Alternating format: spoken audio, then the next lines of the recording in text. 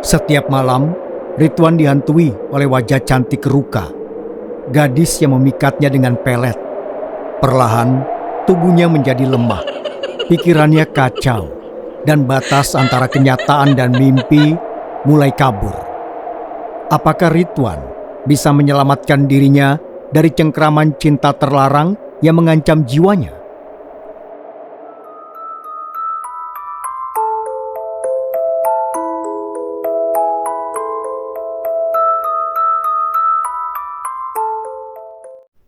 Selamat malam.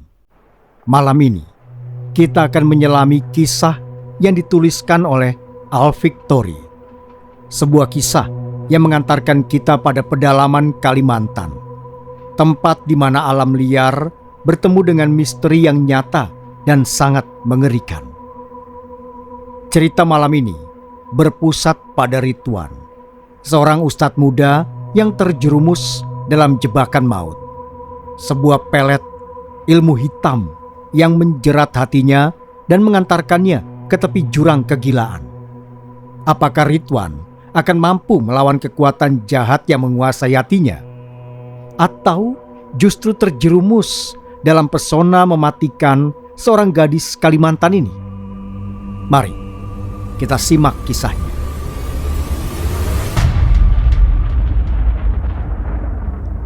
Ridwan baru berusia 27 tahun saat memutuskan mengikuti rombongan pekerja kuli bangunan yang akan membangun proyek jembatan di pedalaman Kalimantan Utara. Ia berasal dari keluarga sederhana yang hidup pas-pasan. Ayahnya seorang buruh tani yang bekerja keras demi menghidupi keluarga. Sedangkan ibunya adalah ibu rumah tangga biasa yang kini mulai sakit-sakitan karena usia tua. Dengan berat hati, ia meninggalkan pesantren dan merantau ke Kalimantan, berharap bisa mengumpulkan uang untuk membantu orang tuanya membiayai sekolah adik perempuannya yang baru masuk MA, serta meringankan beban kedua orang tuanya yang mulai renta. Sesampainya di lokasi, Ridwan menaruh barang-barangnya di rumah kontrakan kecil. Setelah itu, ia segera berkeliling memeriksa proyek jembatan yang akan dibangun. Proyek tersebut berada tak jauh dari sebuah desa yang diselimuti hawa lembab dan kabut tipis saat malam menjelang. Tak banyak rumah di sana dan tak ada masjid, hanya surau kecil berlantai kayu yang berdiri di tepi hutan, seolah terasing dari kehidupan. Malam itu, saat Ridwan ikut sholat maghrib berjamaah di surau, ia melihat hanya 3 orang yang hadir. Mereka satu keluarga. Pak Abdullah, anak lelakinya yang baru berusia 8 tahun, dan istrinya yang sudah tua. Biasanya yang sholat berjamaah memang kami bertiga saja, nak. Biasanya berempat dengan anak sulung saya, Rafki. Tapi sekarang dia sedang menempuh kuliah di Jogja, ucap Pak Abdullah ketika Ridwan bertanya kemana jemaah lainnya. Mayoritas warga di sini memang belum menerima Islam sepenuhnya. Televisi memang ada, tapi bagi mereka kepercayaan leluhur yang diwariskan sejak lahir jauh lebih kuat dibandingkan agama yang mereka lihat di layar kaca. Lanjut Pak Abdullah dengan suara pelan, nyaris seperti bisikan, seolah khawatir didengar oleh orang lain. Ridwan hanya mengangguk sebagai tanggapan. Pak Abdullah mengatakan bahwa desa ini tergolong maju karena sudah dialiri listrik dan jalannya telah dicor. Namun ia menyebut ada desa lain jauh di balik gunung yang lebih terpencil dan masih menyimpan banyak rahasia kelam. Ridwan ini kelihatan kritis sekali. Kalau sekiranya saya minta mengisi kajian setelah maghrib, bisa nggak ya? Tanya Pak Abdullah pada malam ke-7 Ridwan ikut sholat maghrib di surau. Hah? Saya? Pak Abdullah ini suka bercanda, ucap Ridwan sambil tertawa kecil, walau dalam hatinya merasa canggung. Loh, saya serius. Hitung-hitung biar makin ramai desa ini, ujar Pak Abdullah. Wajahnya tak lagi tersenyum. Matanya menatap lurus, tajam, seperti menyimpan kekhawatiran. Ridwan terdiam. Ia merasa ilmunya belum cukup untuk mengisi kajian. Namun Soleh, temannya yang juga berasal dari Pekalongan, mendorongnya. Wan, terima ajalah, sekalian berdakwah. Ilmu yang kamu timba selama 10 tahun di pesantren itu bisa bermanfaat untuk banyak orang di sini, kata Soleh. Ia bukan lulusan pesantren, tapi semangatnya dalam berbuat baik tak diragukan. Ia juga percaya tempat ini menyimpan aura yang tidak wajar, dan kehadiran Ridwan mungkin bisa memberikan pencerahan. Akhirnya Ridwan menyanggupi permintaan itu. Sejak malam itu, surau kecil milik Pak Abdullah mulai dipenuhi orang. Meski hanya beberapa, kajian Ridwan disampaikan dengan bahasa ringan, santun, dan menenangkan. Awalnya hanya dihadiri keluarga Pak Abdullah dan teman-temannya. Namun seiring waktu, anak-anak desa mulai berdatangan. Mereka belajar mengaji Iqra dengan semangat setelah mendengar kabar ada ustadz muda yang ramah dan bersahaja. Namun kehangatan itu mulai terasa ganjil ketika malam ke-20. Saat itu Ridwan melihat sesosok gadis duduk diam di sudut surau, membelakangi cahaya lampu minyak yang berkedip lemah. Ia tidak mencatat, tidak menyapa, bahkan tidak bersuara, hanya menatap. Tatapan itu dingin dan menusuk. Matanya seperti menyimpan rahasia kelam, dalam dan menyeramkan, seperti sumur tua. Setiap kali Ridwan menoleh, gadis itu masih di sana, duduk kaku seolah tak bernyawa. Dan bila tatapan mereka bertemu terlalu lama, ia akan tersenyum. Senyum itu bukan senyum manusia biasa. Senyum yang tampak kosong, membeku, dan membuat bulu kuduk Ridwan berdiri. Pak Abdullah, maaf, saya mau tanya, siapa gadis berjilbab hitam itu? Tanya Ridwan usai sholat Isya. Ia melihat ke arah gadis yang duduk di kursi kayu tua di depan surau. Cahaya lampu remang-remang memperlihatkan wajahnya yang pucat dan mata yang tak pernah lepas dari Ridwan. Oh, itu Ruka, jawab Pak Abdullah. Nada suaranya mendadak berat. Dia putri tetua desa ini. Ayah dan ibunya memang sudah modern dan meninggalkan ajaran moyangnya. Tapi kenapa, Pak? Ridwan mendesak. Pak Abdullah terdiam sejenak. Lalu ia tersenyum tipis. Namun aneh. Tidak apa-apa. Nah Ridwan naksir dia ya? Ridwan tergelak canggung. Dia menggelengkan kepala saat menjawab. Tidak, Pak. Saya belum terpikir soal mencari pendamping hidup. Kalaupun ada, mungkin yang tinggalnya dekat-dekat saja.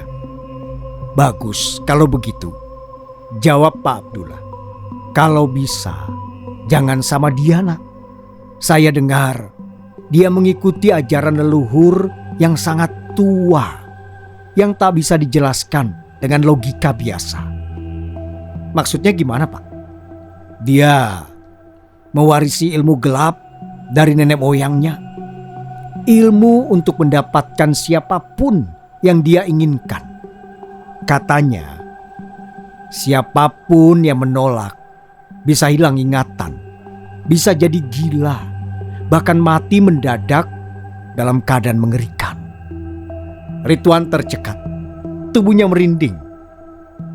Pak, masih adakah hal-hal seperti itu di zaman sekarang?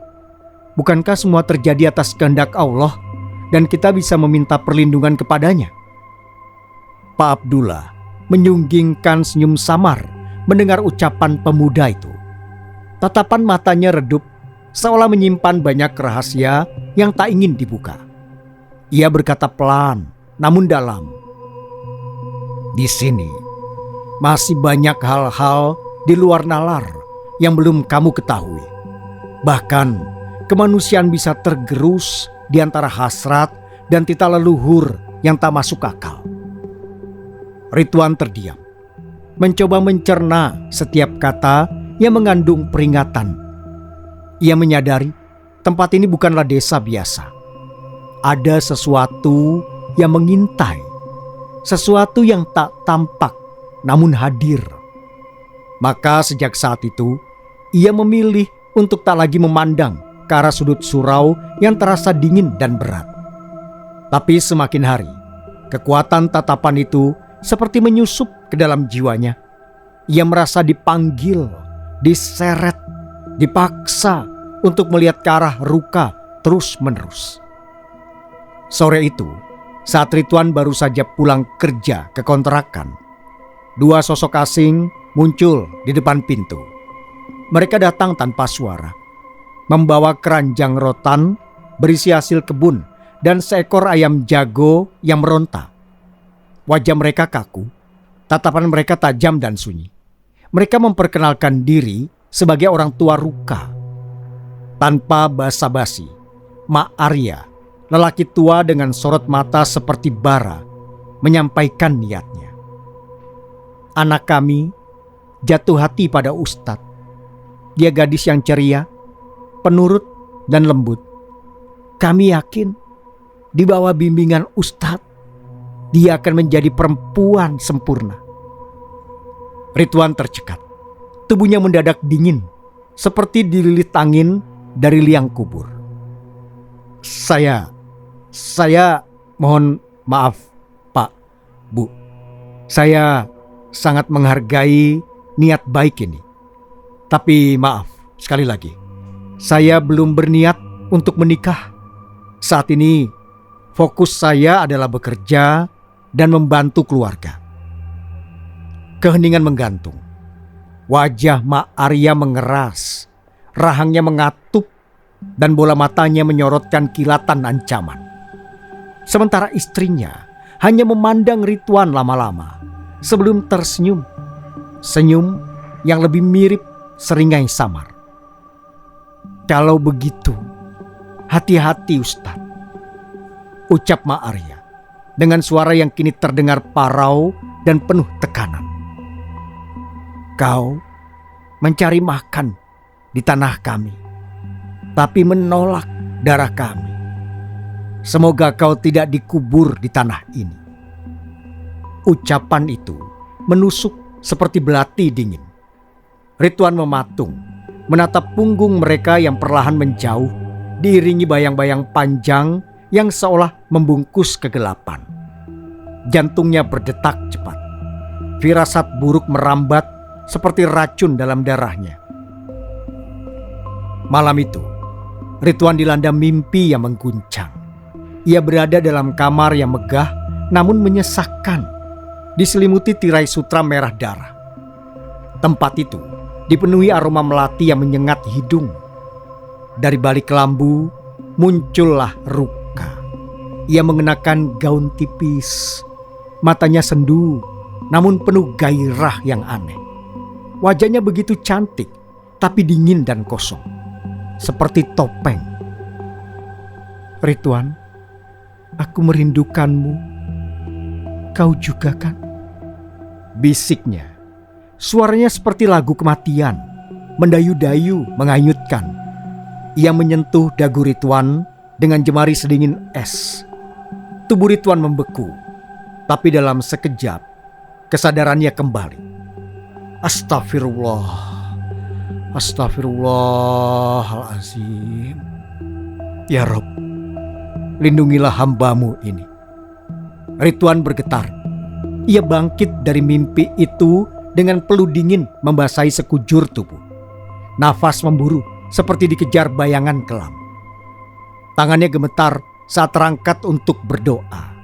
Ya Allah, aku berlindung kepadamu dari perbuatan setan dan keburukan mimpi. Ia pun mengambil wudhu, lalu melaksanakan sholat malam. Saat yang lain terlelap, Ridwan menunaikan tahajud, witir, tasbih, hingga hajat, mencari ketenangan dalam sujudnya. Namun, saat sedang sholat tasbih, terdengar jeritan melengking tinggi, seolah berasal dari makhluk purba yang kesakitan. Suara itu datang dari belakang rumah kontrakan, dari arah kebun singkong yang berbatasan langsung dengan hutan lebat yang gelap gulita. Jeritan itu perlahan berubah menjadi tawa mengerikan dengan suara pria kasar, rendah, dan menyerupai dengusan binatang buas. Tawa itu bergulung seperti bisikan iblis, lirih, lalu meninggi, lalu pelan kembali. Setiap nadanya mencabik nyali Ridwan. Ia menggigil dalam sujud.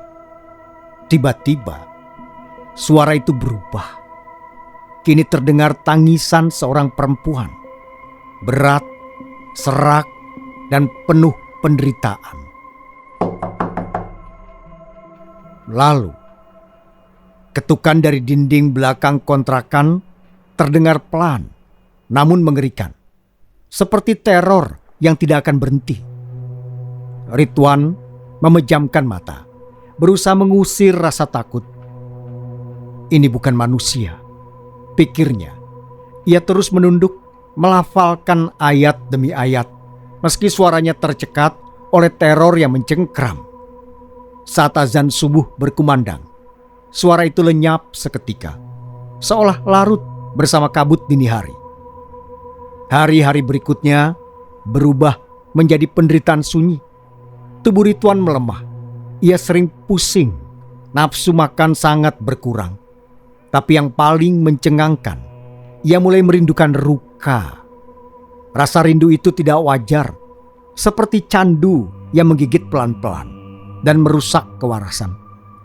Padahal Ridwan bahkan tak benar-benar mengenalnya. Ridwan, Soleh menepuk bahu Ridwan, menyentaknya dari lamunan seperti menarik jiwa dari kabut gelap. Ada apa? Dari tadi kau melamun saja. Ada masalah? Atau kau diganggu sesuatu? Iya leh, aku merasa ada yang aneh beberapa hari ini. Tubuhku seperti disedot tenaganya. Rasanya lemas, kosong, ujar Ridwan pelan. Wajahnya pucat, matanya merah seperti kurang tidur. Ia mengusap pelipisnya dan menambahkan dengan suara gemetar. Yang lebih aneh, aku terus melihat Ruka di mana-mana. Ruka, anak gadis tetua itu, mana? Soleh celingukan, antusias bercampur penasaran. Rupanya ia juga salah satu dari banyak pria yang tak luput dari pesona Ruka. Itu gadis berbaju merah yang barusan melintas dekat jembatan. Ridwan menunjuk dengan gemetar. Hah? Itu? Soleh mengikuti arah pandangannya. Namun yang terlihat hanya seorang wanita parubaya menggandeng tangan anak kecil. Astaga Wan, itu bukan Ruka. Itu ibu-ibu. Jelas sekali. Ridwan tertegun. Ia mengusap matanya. Dan sosok Ruka yang tadi begitu nyata di matanya berubah menjadi wajah lelah seorang ibu biasa. Lagi-lagi begini, gumam Ridwan lirih. Seharian ini aku melihat wajah Ruka di wajah orang-orang. Tapi tiap kali kusadari dan kuusap mataku, semuanya lenyap.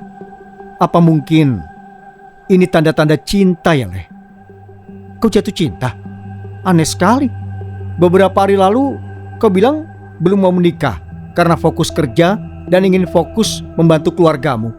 Kenapa sekarang seperti orang lupa ingatan begini? Ridwan tak menjawab. Ia mematung. Dalam hatinya muncul rasa ngeri. Bukan karena jatuh cinta, tapi karena merasa telah disentuh sesuatu yang gaib.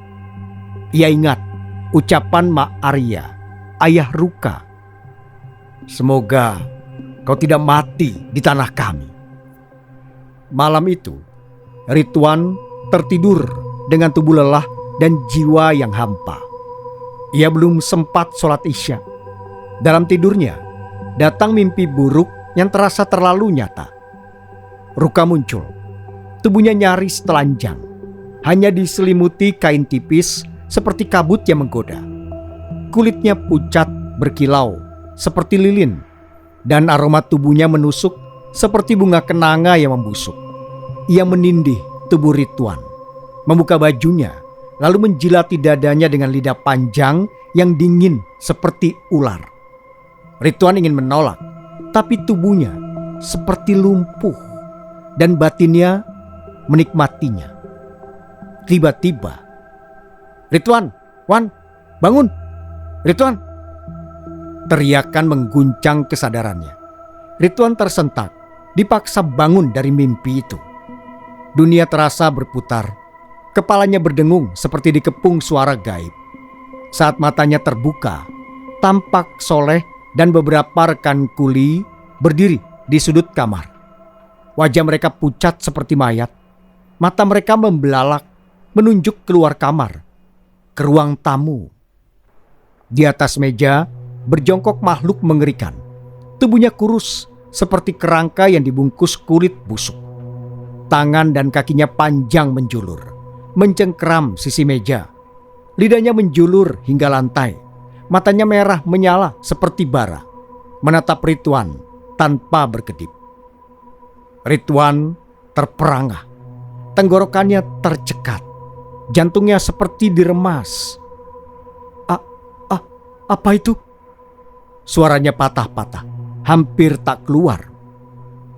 "Nggak tahu, makhluk itu muncul tiba-tiba di atas tubuhmu," jawab Soleh gemetar, mencoba bersembunyi di sisi Ridwan. Mereka berlima kini merapat di sudut kamar, seperti kawanan anak ayam menanti disambar burung pemangsa. "Hah? Kamarku? Dari mana?" "Nggak tahu, nanti aja ceritanya. Cepat, usir dia." Ridwan gemetar, tetapi ia meraih tasbih di samping bantal. Dengan tangan yang dingin dan berkeringat, ia mulai berzikir, melafalkan doa yang diajarkan gurunya sebagai pelindung dari gangguan setan. Makhluk itu mendesis, tubuhnya mulai menggeliat seperti dibakar dari dalam. Suara tangis lirih terdengar. Kemudian berubah menjadi suara lembut yang menyayat hati saat berkata, "Mas Ridwan, jangan mas, aku rindu kamu. Kamu juga rindu aku kan?" Itu suara Ruka, merdu, manis, sangat mengundang. Wajah makhluk itu perlahan berubah menjadi wajah Ruka yang lembut dan menggoda. Matanya berbinar, bibirnya tersenyum, tapi di balik itu aura dingin dan kematian memancar. "Ruka." Ridwan terperangkap. Matanya melembut, hatinya pun ikut terguncang. Soleh menampar wajah Ridwan tanpa ampun. "Sadar, Wan, itu bukan Ruka, itu makhluk laknat. Kau pasti sudah kena pelet. Sadar, istighfar Ridwan. Jangan sampai kehilangan jati dirimu." Teguran keras Soleh mengguncang kesadaran Ridwan. "Astagfirullahalazim." Ridwan mengucap istighfar 3 kali. Nafasnya tercekat, tubuhnya gemetar. Namun perlahan matanya terbuka dengan sorot mata yang mulai kembali jernih. Mulutnya terus melafalkan istighfar, lalu dilanjutkan dengan doa. Ia menggenggam tasbih yang terasa dingin dan lembab di telapak tangannya, seperti menyerap hawa gaib dari sekitarnya. Dengan langkah perlahan, ia maju, mulai membaca ayat kursi dengan suara parau. Tiba-tiba, makhluk itu mengerang, suaranya melengking dan menggetarkan dinding. Wajahnya mengerut seperti terbakar, kulitnya melepuh, dan dari matanya mengalir darah pekat. Ampun, ampun mas. Tapi Ridwan tak berhenti. Dia terus membaca doa. Makhluk itu meraung lebih keras. Suaranya berubah berat, parau, lalu menggelegar seperti ribuan jeritan dari dasar neraka. Sakit! Suaranya menyalak dalam bahasa yang tidak dipahami. Sebelum tubuhnya mulai mengabur menjadi kabut hitam berbau amis dan busuk. Kabut itu menyusup keluar rumah lewat celah jendela dengan suara desis panjang. Ridwan nyaris rubuh. Suaranya melemah, tubuhnya seperti kehilangan darah. Keringat membasahi kening dan punggungnya. Teman-temannya segera mengangkat Ridwan kembali ke tempat tidur. Wajah mereka masih pucat. Ada yang hampir menangis. Satu di antara mereka bahkan terus-menerus melihat ke pintu. Seolah masih khawatir makhluk itu akan kembali sewaktu-waktu. Mereka memberinya air minum. Bahkan ada yang berinisiatif mengambilkan makanan. Semua sadar, melawan entitas gaib bukan sekadar perkara doa. Ini seperti menggenggam bara neraka. Bahkan Ridwan, lelaki yang dikenal taat beribadah, kini terbaring selemah mayat hidup.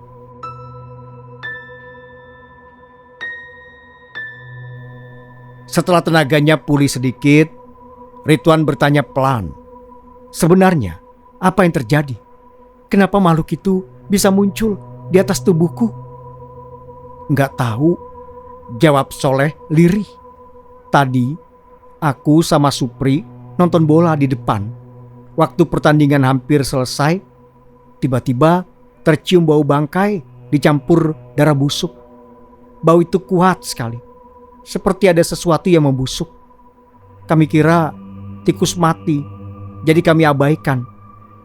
Nggak lama, Guntur sama Yoga balik dari luar. Habis teleponan sama pacar mereka. Mereka bilang mau langsung tidur. Pas mereka buka pintu kamar, mereka langsung teriak-teriak panik. Katanya ada sosok mengerikan di atas tubuhmu.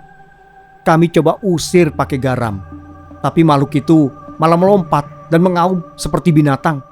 Hampir saja kami diterkam. Makanya kami lari dan ngurung diri di kamar ini. Waktu kami udah kunci pintu pun," timpal Guntur dengan wajah pucat, "makhluk itu bisa buka. Kami semua panik. Akhirnya sepakat bangunin Mas Ridwan. Soalnya senior lain lagi nggak ada.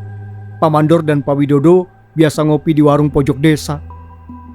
Ketiga pemuda lain mengangguk cepat. Wajah mereka masih menyimpan trauma. Ridwan terdiam cukup lama. Kemudian ia menatap Soleh dan berkata, "Soleh, kayaknya aku nggak bisa terus di sini. Aku harus segera pulang ke Jawa." "Kenapa, Wan?" "Makhluk itu menargetkanku. Dia menempel pada jiwaku. Aku khawatir suatu malam nanti aku akan benar-benar kehilangan kendali. Aku juga gak mau membahayakan kalian semua. Biarlah aku melawan pelet ini sendirian." Soleh menghela nafas panjang. "Aku gak bisa ambil keputusan sendiri, Wan. Kita tunggu Pak Mandor sama Pak Widodo dulu. Mereka pasti tahu harus gimana." Beberapa jam kemudian, Pak Mandor dan Pak Widodo kembali. Setelah mendengarkan semua cerita tentang makhluk itu, mimpi Ridwan dan halusinasi yang terus menghantuinya, Pak Widodo menarik nafas panjang, lalu berkata, "Iya, itu benar-benar pelet dari tanah ini. Pelet dari darah, dan itu jauh lebih berbahaya. Di sini, kalau seseorang sudah menginginkan sesuatu, mereka tidak akan melepaskannya. Bahkan jika itu harus menyeberang alam. Sebaiknya kamu harus segera kembali ke Jawa, Ridwan. Karena jika tidak, aku khawatir nyawamu akan jadi tumbal dari obsesi seorang gadis yang sudah lupa batas antara manusia dan iblis." "Ya, kalau benar, besok pagi-pagi sekali saya antar dia ke bandara," kata Pak Mandor pelan. "Ambil penerbangan pertama. Semoga Allah melindungi perjalanan kita." "Amin."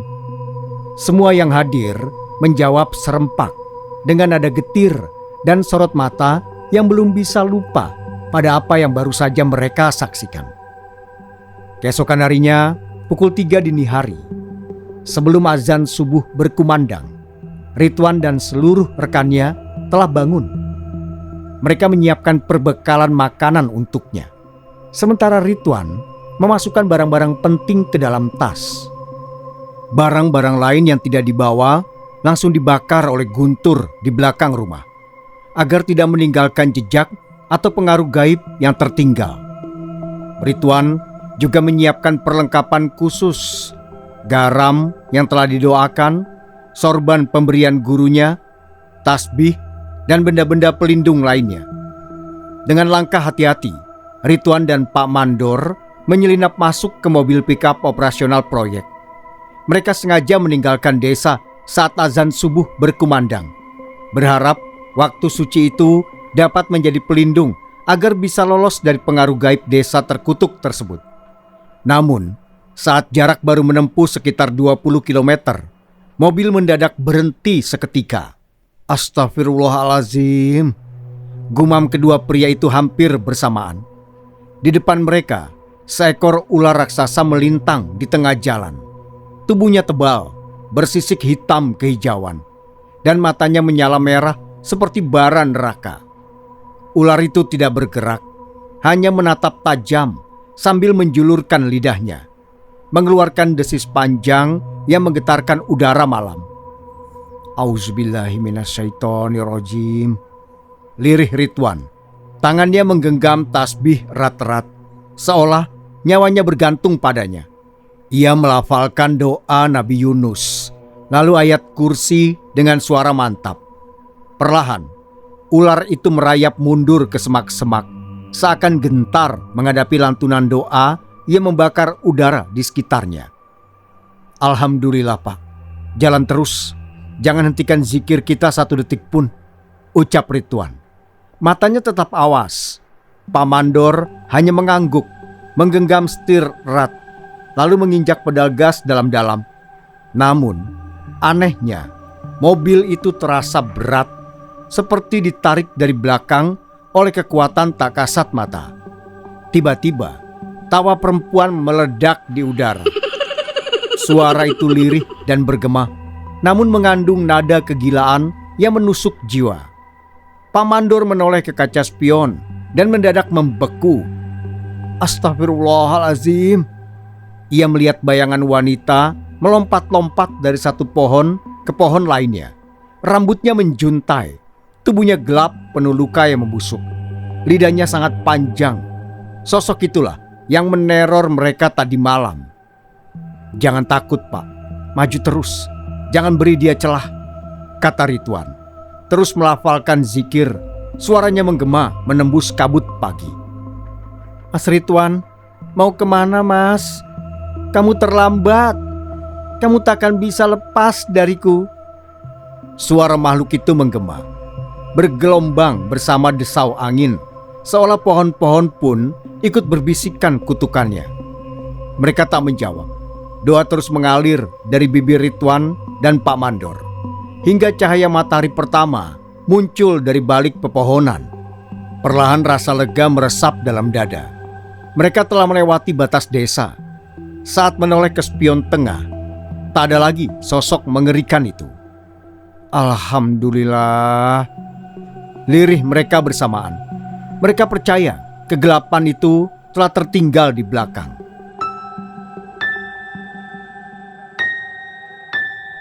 Sesampainya di bandara, Ridwan mencium tangan Pak Mandor dengan penuh hormat.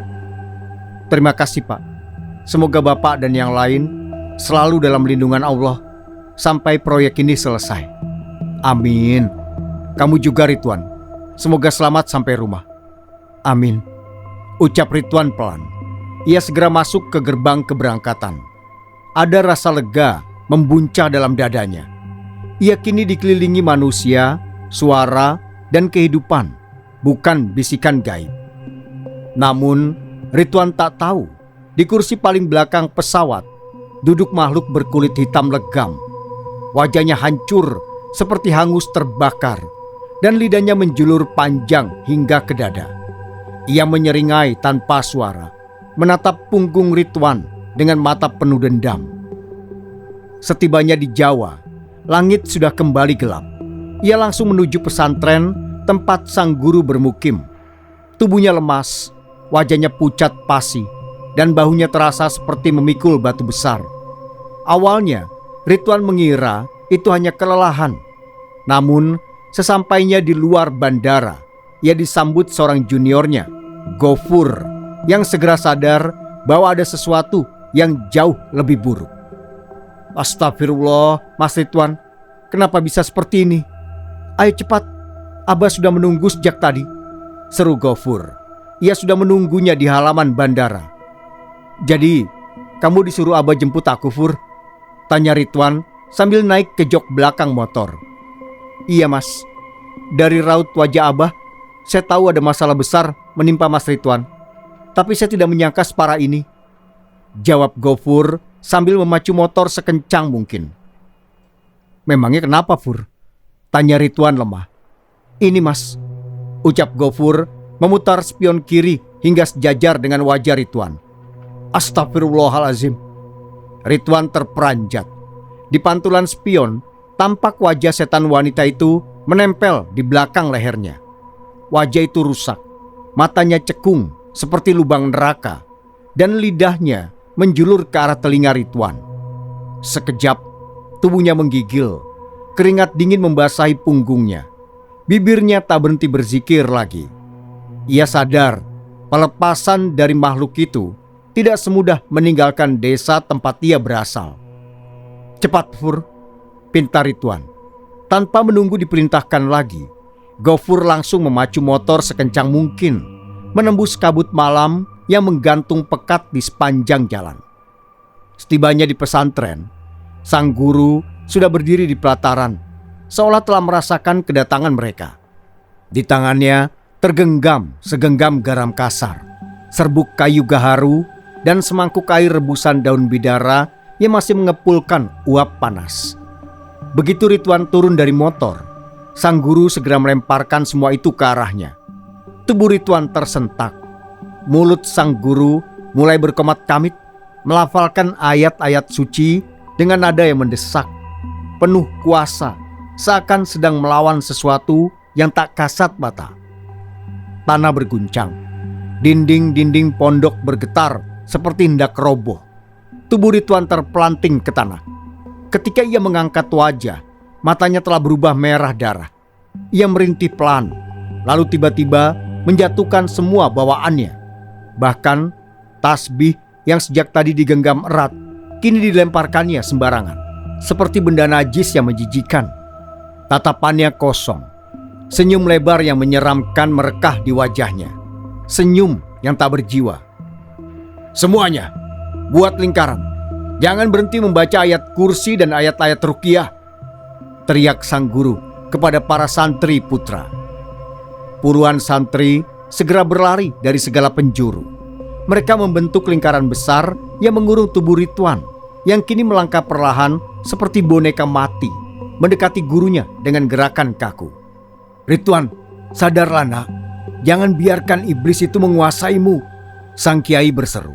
Suaranya gemetar, namun tegas, dan selalu menyelipkan doa dalam setiap ucapannya. Jangan ganggu dia, Mas Ridwan akan jadi milik tuanku, teriak makhluk itu dari balik tubuh Ridwan dengan suara yang bukan suara manusia, parau, dalam, dan penuh kebencian. Astagfirullahalazim, makhluk apa yang merasukimu ini, Ridwan? Keluar kau, jangan ganggu anak ini. Seketika kesadaran Ridwan terlempar ke alam lain, ke hutan Kalimantan yang lembab dan berkabut. Pohon-pohon tinggi menjulang, dan suara-suara aneh berbisik dari balik semak. Di antara pepohonan, Ruka muncul, tersenyum manis, wajahnya pucat seperti lilin. Mas Ridwan, ucapnya lembut, lalu memeluknya erat. Pelukan itu dingin, nyaris seperti pelukan mayat. Ridwan sempat pasrah, tapi ketika samar-samar terdengar suara gurunya memanggil dari kejauhan, kesadarannya tersentak. Ridwan, sadarlah, lawan. Astagfirullahalazim. Ridwan membatin. Ia mendorong Ruka menjauh. Ruka, hentikan semua ini. Ini tak akan mengubah apapun. Kau juga tak akan bahagia hidup dengan pria yang tidak benar-benar mencintaimu. Tidak apa, Mas. Asal bersamamu, aku rela menderita seumur hidup. Ruka bersikeras. Ia hendak memeluk Ridwan kembali. Namun kali ini, Ridwan bisa melangkah mundur. Tidak bisa, Ruka. Jika kau benar mencintaiku, seharusnya kau rela melepaskanku. Itulah cinta yang sejati. Ini bukan cinta, Ruka. Ini obsesi. Sadarlah. Kau tidak mencintaiku. Ini hanya delusi, penyakit yang memakan jiwamu. Ruka terdiam. Wajahnya berubah kelam. Lalu tiba-tiba ia tertawa terbahak-bahak. Tawa nyaring yang menggema panjang, penuh kegilaan. Obsesi kau bilang? Kalau begitu biarlah obsesi ini menunjukkan seberapa dalam cintaku. Ia mengangkat kedua tangan ke udara. Seketika dari balik kabut muncul sosok wanita berambut kusut panjang. Matanya melotot putih tanpa bola mata. Rambut makhluk itu menjulur panjang, merayap ke arah Ridwan, membelit tubuhnya seperti tali setan. Ridwan menjerit dalam diam. Tubuhnya tak bisa bergerak, dicekik oleh helai-helai rambut dingin dan basah. Makhluk itu kini jongkok di sisi Ruka. Senyum lebarnya membelah wajah sampai ke telinga. Bau busuk dan darah langsung menyengat sejak dia muncul. Lawan, Ridwan, kau bisa. Lawan, kami sedang membantumu. Suara gurunya menggema di alam itu, menembus kabut dan kegelapan. Sebuah suara yang mengandung kekuatan suci, membangkitkan api yang nyaris padam di dada Ridwan. Ridwan memejamkan mata. Ia merapal doa dalam hati, menyalakan kembali cahaya dalam dirinya. Ya Allah, hamba-Mu memohon perlindungan dari segala keburukan yang tampak maupun yang tersembunyi. Jangan biarkan aku terjerat dalam tipu daya setan dan manusia yang menyekutukan nama-Mu. Hasbunallah wa ni'mal wakil. Cukuplah Allah sebagai penolong kami. Tiba-tiba Ruka dan makhluk itu menjerit bersamaan. Tubuh mereka terbakar oleh api tak kasat mata. Api yang menyala tanpa asap muncul entah dari mana, menghanguskan kegelapan dalam sekejap. Ridwan kembali ke dunia nyata. Ia memuntahkan cairan hitam pekat yang berbau busuk, bercampur lendir dan segumpal rambut panjang yang basah menjuntai dari mulutnya. Nafasnya terengah-engah. Seluruh tubuhnya basah kuyup oleh air daun bidara dan butiran garam. Sekelilingnya porak-poranda. Para santri tergeletak kelelahan. Sang guru duduk bersila dengan mata sembab. Baru ia sadar, ia telah dirasuki setan itu dan mengamuk. Ia telah menjadi boneka bagi sesuatu yang kelam yang tak berasal dari dunia ini. Alhamdulillah, alhamdulillah, kamu sudah sadar, nak. Alhamdulillah, kamu menang, ucap sang guru dengan suara bergetar sambil menepuk bahu Ridwan yang masih gemetar. Ridwan hanya mengangguk pelan. Wajahnya pucat, tubuhnya masih lemas, tapi tatapan matanya kini jernih. Ia jatuh terduduk di atas pelataran yang masih lembab oleh air daun bidara, garam, dan keringat. Perasaan lega membuncah di dalam dadanya, seperti baru saja bangkit dari kubangan mimpi buruk yang nyaris menelannya hidup-hidup. Para santri lainnya pun duduk bersimpuh. Beberapa masih terisak, sebagian lainnya mengusap wajahnya dengan tangan bergetar. Mereka semua serempak mengucap Alhamdulillah. Fajar mulai menyingsing. Udara pagi yang lembut menghapus sisa ketegangan malam yang mencekam. Cahaya matahari menembus dedaunan, menyinari halaman pesantren yang baru saja menjadi saksi bisu pertempuran gaib antara cahaya dan kegelapan. Ridwan menatap satu persatu wajah orang-orang di sekitarnya. Ada senyum lelah, ada mata yang masih sembab, tapi semuanya menunjukkan satu hal: kelegaan karena ia telah kembali bersama mentari yang perlahan menghangatkan bumi. Ridwan tahu ia telah selamat. Ia menang bukan hanya dari iblis yang merasukinya, tapi juga dari kelam yang sempat menyekap jiwanya. Beberapa bulan kemudian, Ridwan memilih tinggal di pesantren sebagai pengajar tetap. Ia tak lagi tertarik mengejar upah besar dari proyek-proyek besar. Sekarang, ia mengajar dengan penuh kesungguhan, membagikan ilmu dan pengalaman hidup yang pernah menjerumuskannya ke ambang kehancuran. Di sela-sela waktu, ia juga menjual buku dan kitab.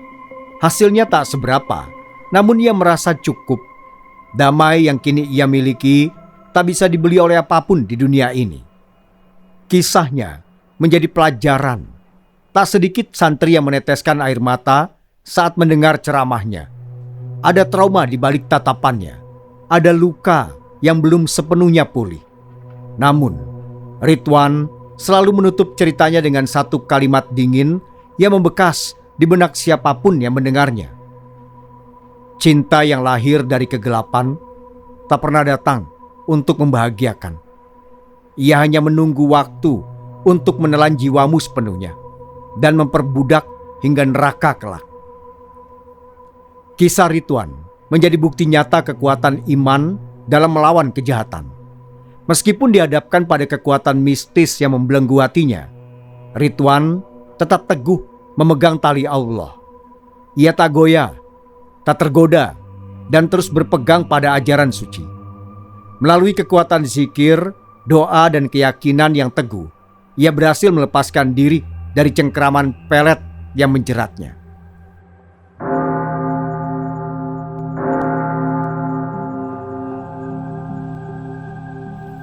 Kisah ini mengingatkan kita akan pentingnya menguatkan iman kita, menjalin hubungan yang erat dengan Allah, dan senantiasa berlindung dalam naungannya. Karena dengan iman yang kuat, kita mampu menghadapi segala macam cobaan dan godaan, dan keluar sebagai pemenang. Jangan lupa untuk subscribe channel ini, like video ini, dan bagikan cerita ini kepada teman-teman Anda. Dukungan Anda adalah semangat kami untuk terus menghadirkan cerita-cerita yang menggugah dan menegangkan. Terima kasih sudah mendengarkan. Wassalamualaikum warahmatullahi wabarakatuh. Sampai berjumpa kembali. Sapunyere pegat simpai, paturai patepang deui.